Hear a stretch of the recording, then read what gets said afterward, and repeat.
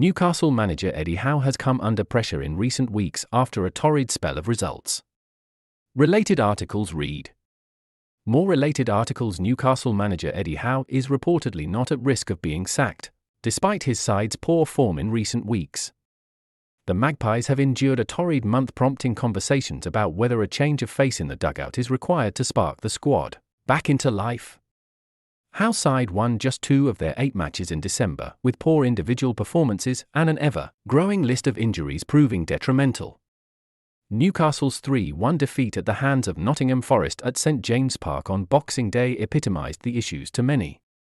With ex-Magpies star Chris Wood scoring a hat-trick against his former side, Newcastle therefore sit in 9th place in the Premier League heading into 2024, and they must turn their form around quickly if they are to retain their spot in the top 4, or even in the European places altogether.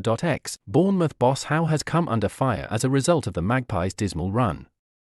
Though Mirror Sport understands that his position at the club is not at risk, despite exits from the Champions League and Carabao Cup, the Saudi owners retain faith in the manager and are not looking for his successor.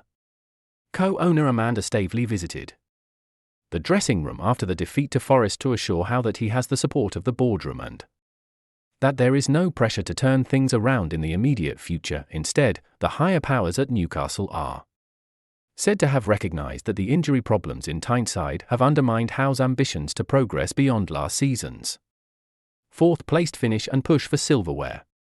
The Magpies have made several changes behind the scenes to try and understand why the club have been hit by so many injuries this season, with the physiotherapy unit making adjustments to how they operate and the overall training patterns being amended to try and highlight what the problem could be.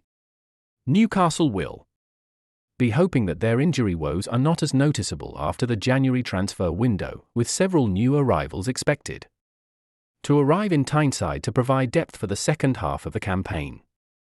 Howe is keen for his side to sign a midfielder, goalkeeper and striker next month as part of his overhaul, with further acquisitions not ruled out as long as the club can operate within the confines of financial fair play restrictions.